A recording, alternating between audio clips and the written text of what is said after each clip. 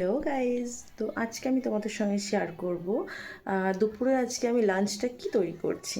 তো তোমরা যদি দেখতে ইচ্ছুক হও তো আমার সঙ্গে ব্লগটা কন্টিনিউয়াসলি দেখো, আমি আজকে দুপুরে কি রান্না করছি, দেখতে থাকো। তো এখানে আমি আমার সমস্ত ইনগ্রিডিয়েন্টস নিয়ে নিয়েছি, তোমাদের সঙ্গে শেয়ার করছি। দেখো, এখানে নিয়ে নিয়েছি হচ্ছে আলু, কিছু ঝিঙে। আসলে আমি ঝিঙে পোস্ত করতে গেলে, তোমাদেরকে বলাই হয়নি আমি কি রান্না করছি। আমি করছি ঝিঙে পোস্ত। তো অ্যাকচুয়ালি আমি ঝিঙে পোস্ত করতে গেলে না, তার মধ্যে আলু না দিলে আমার কেমন একটা লাগে। আলু অ্যাকচুয়ালি সব কিছুর সঙ্গে যায়, তো আলু ছাড়া ভালো লাগে না। তো যাই হোক, আমি নিয়ে নিয়েছি আলু, ঝিঙে, এখানে সর্ষে, পোস্ত, একটু লবণ আর দুটো কাঁচা লঙ্কা দিয়ে একটু পেস্ট করে নিয়েছি। আর দেখে মনে হচ্ছে হয়তো জল, বাট একটু জল বেশি দিয়ে বেটেছি যাতে মশলাটা পুড়ে না যায়। আর নিয়েছি এখানের মধ্যে রয়েছে হলুদ, জিরে, আর রয়েছে লবণ। চলো এবার তোমাদের সঙ্গে শেয়ার করি আমি কি করে ঝিঙে পোস্তটা রান্না করি। চলো, আমি এখানে আমার গ্যাসটা জ্বালিয়ে নিয়েছি। এবার কড়াইটা দিয়ে দিলাম, কড়াইটা গরম হোক, তারপর দেখাচ্ছি। কড়াইটা গরম হয়ে গেছে, এবার আমি কড়াইতে দিয়ে দেব সামান্য তেল।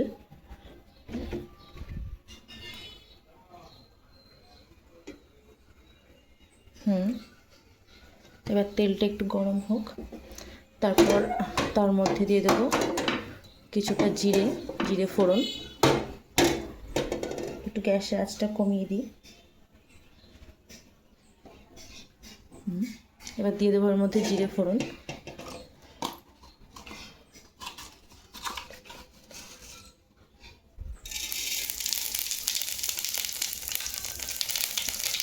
তারপর একটু নাড়িয়ে নিয়ে দিয়ে দেবো তার মধ্যে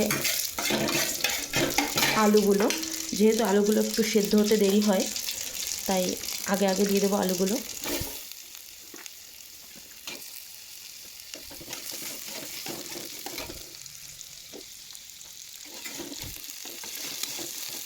আলুগুলো একটু ভালো ভালো হোক, তারপর তার মধ্যে দিয়ে দেবো ঝিঙেটা। তো ভালো ভালো তারপর এবার দিয়ে দেবো তার মধ্যে ঝিঙেগুলো।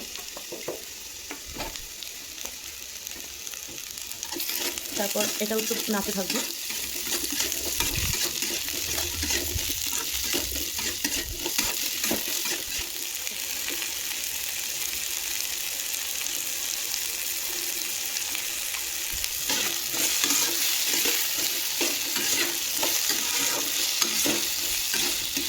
এরপর দেবো একটু হলুদ,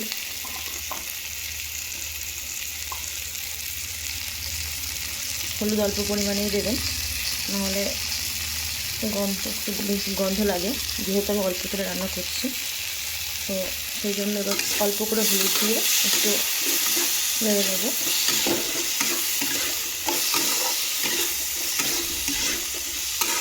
একটু ভাজা ভাজা হয়ে গেলে সামান্য জল দিয়ে ঢেকে দেবো, যাতে আলুটা একটু ভালো করে সেদ্ধ হয়ে যায়।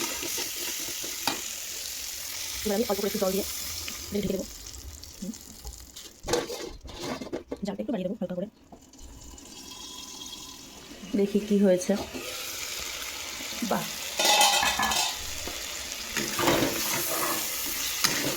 ভালো সিদ্ধ হয়েছে মনে হচ্ছে। যা, মাত্র ঝিঙের পরিমাণ কম হয়ে গেল। এবার কি হবে সে যাই হোক, ঝিঙে তো আছে, ঝিঙে পোস্ত। এবার এর মধ্যে দিয়ে দেবো সেই বাটা মশলাটা, ঝিঙে পোস্ত, কাঁচা লঙ্কা এবং একটু লবণ দেওয়া। এবার এটা একটু টকবক করে জাল উঠলেই নামিয়ে দেবো। গা মাখা হবে।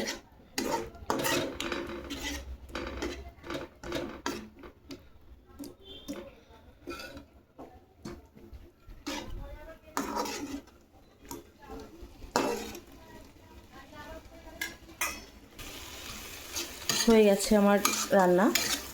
এবার গ্যাসটা নিভিয়ে দেবো। দেখো কি সুন্দর হয়েছে, গা মাখা ঝিঙে পোস্ত। অবশ্যই ঝিঙে পোস্ত গা মাখাই হয়। তো আজকের মতো ব্লগটা এখানেই।